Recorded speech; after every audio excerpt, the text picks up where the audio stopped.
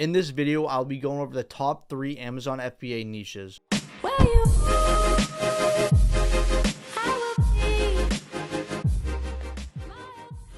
There's so many different niches on Amazon, whether you are doing FBA, FBM, it does not matter. There's so many good niches out there that you can actually sell in. Some people might say that their favorite niche is general merchandise. Others might say automotive, others might say tools. But in this video, I want to go over the top 3 that has worked the best for us, gave us the highest ROI, also finding suppliers, being able to negotiate because we have multiple suppliers that we're able to use them against each other. So I just want to go over what we found to be the easiest. Now, please keep in mind, we did do OA for a handful of months and we do have a lot of experience in all different types of niches. And I want to talk about even something such as return rates in electronics compared to general merchandise. So I want to go over what we found to be the best niches, and I hope this can really help you guys out. The first niche I want to go over is automotive. Now, when I say automotive, I mean mainly kind of items that you can use in your car, whether it's, anything from using a leather cleaner or other different types of cleaners that can actually clean the tires, or even something like a cloth that actually is used to wipe down the hood of your car. There's so many different items that we've sold. One of the bigger brands that we've been able to sell is Armor All, Turtle Wax. We've been able to sell so many top brands at very competitive prices because we were able to find multiple suppliers in the automotive space, and we were able to use them against each other to get literally the best pricing that we possibly can. And then of course from there, we were in a competitive price to be able to sell these items. That leads me into my next one, because at the end of the day, this is a very competitive niche, but it's literally the best niche strictly because there's a very low return rate. It of course is less, per unit price, meaning that most of these items are gonna be $3, $4, $5, which can really hurt in the warehouse because you're gonna need more hands. But you have to remember very low return rates. This niche is also going to be something that always sells year round. It's not affected by Q4 as much as the toy niche. So this niche that I'm going over is general merchandise. Now, if you talk to any seller, they're going to say you should always have some sort of general merchandise inside of your buy-in, just because,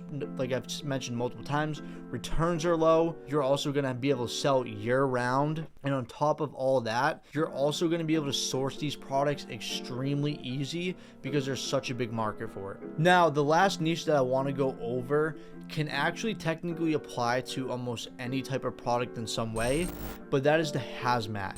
Now, I know, like I said, it's not really a niche, but it's something I have to go over because it's literally our highest ROI out of any products that we buy from general merchandise, automotive. Even when we did OA, hazmat trumps all those ROI wise because we are able to ship these products in very cheap compared to other sellers. We also, on top of that, have enough space now where we can send tens of thousands of dollars worth of hazmat into our store.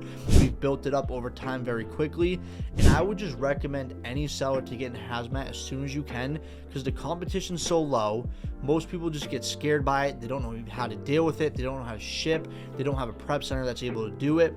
So please just keep in mind that hazmat's going to have one of the best ROIs, even if you're just a smaller seller. If you are someone who's doing under 100K a month, I would recommend you try to get into hazmat with 80% of your buy-in, just because you're able to scale a lot quicker. Hazmat, of course, like I already kind of touched on a little bit, I want to explain a little bit more for you guys. It can be products in general merchandise. You can even get a dangerous good that's a TV, right? Because there's materials in it that are obviously can catch on fire or be dangerous. For example, it could be something flammable like nail polish.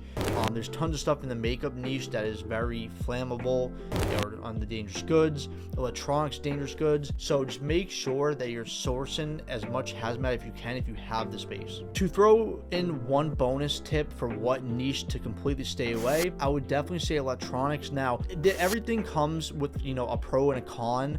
I would say that their cons outweigh their pros to some degree. If you're someone who's pushing $2 million a month in buying, of course you're going to get such good deals where maybe this doesn't apply to you, but majority of sellers on this platform who are buying 10, 20K worth of products every month, you're going to want to stay away from electronics unless you find a really good 30-40% ROI deal, because you need to understand that returns are extremely high. When we were doing OA, doing tons of these products, we found our return rate to be so much higher than general merchandise. With general merchandise, we're seeing maybe a 2, maybe to up to 4% return rate. Some products don't even get returns because it's an item that costs $8 to buy on Amazon. So you have to keep in mind, most people aren't going to go to the extent of actually trying to return that. So when it comes to electronics, just make sure that whatever you buy is a really good ROI. Of course, if you're pushing volume, it's completely different. And you also need to keep in mind that some items that cost a lot less, someone might buy it, just return it to you, and you can, send it back out. With electronics, there's a good chance it could come actually defective and not work. When someone buys, a bottle of shampoo from you, you can clearly tell if it was opened. Of course, the product's going to be inside there, and